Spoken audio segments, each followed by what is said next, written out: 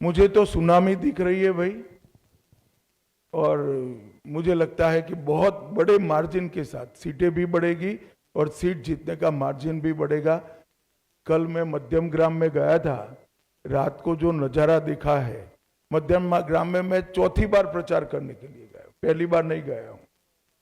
मध्यम ग्राम में road show बहुत, मतलब मेरी कल्पना से बहुत बड़ा था।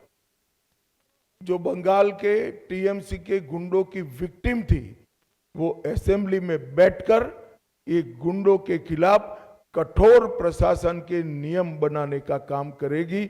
मुझे लगता है बहुत बड़ा परिवर्तन आने वाले दिनों में होने वाला है। और दीदी को महिला आरक्षण का विरोध करने का जवाब भी इस चुनाव में बंगाल की मातृशक्ति देगी, इसका मुझे पूरा विश्वास है। मित्रों, आज मैं बाकी सारे जो क्षेत्र बचे हैं उन लोगों को भी कहना चाहता हूं कि भारतीय जनता पार्टी की सरकार बनने के बाद व्यापारियों से कोई भतीजा टैक्स, भाईपो टैक्स नहीं लिया जाएगा। सिंडिकेट को हम समाप्त कर देंगे। जो प्रशासन का राजनीतिकरण हुआ है और राजनीति का क्रिमिनलाइजेशन हुआ है, वो एक प्रकार से नासूर बना हुआ है। उसको भी हम बंगाल की जनता को ये नासूर से मुक्त कराएंगे। बंगाल के अंदर आधुनिक खेती के लिए कोई संगठित प्रयास विगत 50 साल से नहीं हुआ। मां गंगा की कृपा जो कांप को ढोकर लाती है और पानी की उपलब्धता है, इसी के आधार पर यहाँ का किसान खेती करता है। आने वाले दिनों में हमने तय किया है कि किसान की खुशहाली के लिए यहाँ के सारे परंपरागत क्रॉप है, इसके बड़े रिसर्च सेंटर हम यहाँ पर बनाएंगे।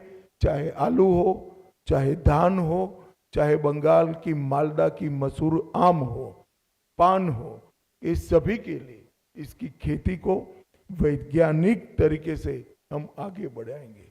और एक भ्रष्टाचार प्रस्तापित इंस्टीट्यूशनलाइज करने का काम ममता बनर्जी ने किया है। 32 से ज्यादा घोटालों के माध्यम से 10,000 करोड़ से ज्यादा रुपयों का भ्रष्टाचार बंगाल में हुआ है। 10,000 करोड़ के। हमारी सरकार भ्रष्टाचार मुक्त पारदर्शी शासन तो देगी ही देगी, मगर जिन्होंने भ्रष्टाचार किया है इनके खिलाफ एक श्वेत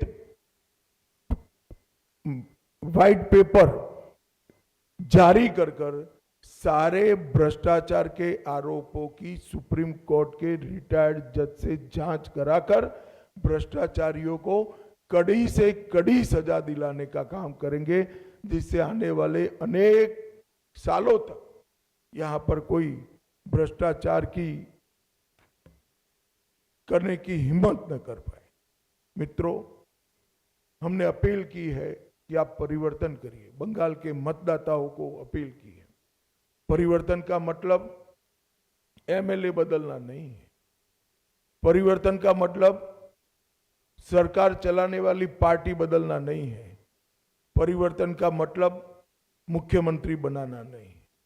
परिवर्तन का मतलब है घुसपैठ मुक्त बंगाल बनाना, घुसपैठ न हो ऐसी सीमाएं बनाना, भ्रष्टाचार से मुक्त प्रशासन देना, तुष्टीकरण की राजनीति से बंगाल को पूर्णतया मुक्त कर देना, रंगदारी और सिंडिकेट राज समाप्त करना, विकास की तेज रफ्तार, उद्योगों के लिए लाल जाजम बिछाकर उनका स्वागत और इसके माध्यम से युवाओं के लिए रोजगारी को आगे बढ़ाना, आधुनिक इंफ्रास्ट्रक्चर और इन्वेस्टमेंट दोनों के लिए short term long term policy बनाना और संसाधन जुटाकर इसको जमीन पर उतारना, कानून का राज प्रस्तापित करना, कैडर के राज से बंगाल की जनता को मुक्त करना और प्रशासन पर प्रशासन पर राजनीतिक दबाव मुक्त कर देना। मित्रों, हजारों हेक्टर भूमि अनधिकृत एंक्रोचमेंट में है।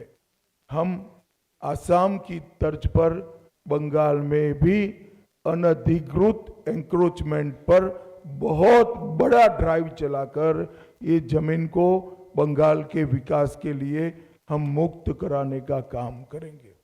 यहाँ पर धार्मिक उत्सवों पर हमले की जो परंपरा बनी है, हम सुनिश्चित करेंगे कि सभी प्रकार के धार्मिक उत्सव, चाहे रामनवमी हो, चाहे सरस्वती पूजा हो, चाहे दुर्गा विसर्जन हो, कोई इस पर हमला न कर पाए, वो सुनिश्चित करेंगे।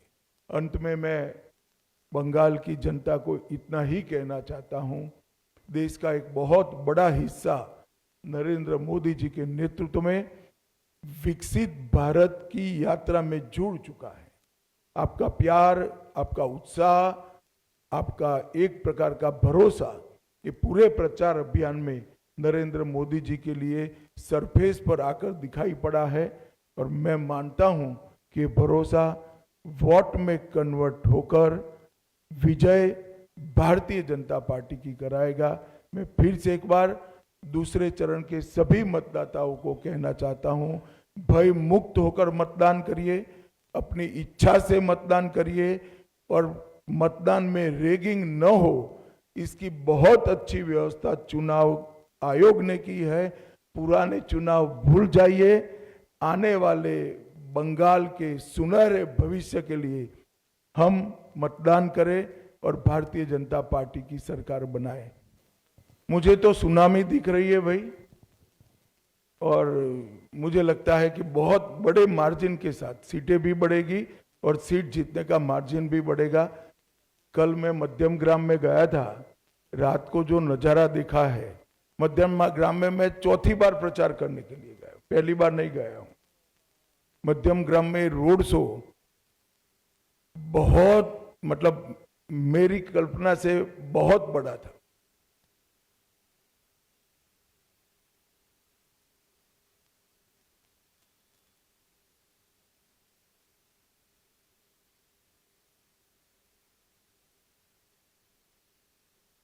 नहीं, देखिए, पहले कलकत्ता सिटी कांग्रेस के लिए वोट करता था, एक बार परिवर्तन हुआ और कम्युनिस्ट आए, फिर कम्युनिस्टों के लिए करता था, एक बार परिवर्तन हुआ, दीदी आई, अब दीदी के लिए करता है, इस बार परिवर्तन होगा, भाजपा आएगी और हर बार की तरह 30 साल तक भाजपा के साथ रहेगी।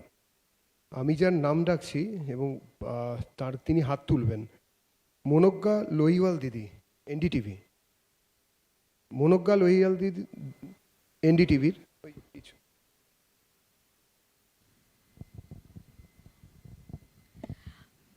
अमित जी, मेरा सवाल ये है कि अभी तक प्रधानमंत्री नरेंद्र मोदी ने झालमुड़ी खाई है, नाव में आज सैर की है और उसके बाद गंगा नदी और बाकी सबकी बातें हुई हैं।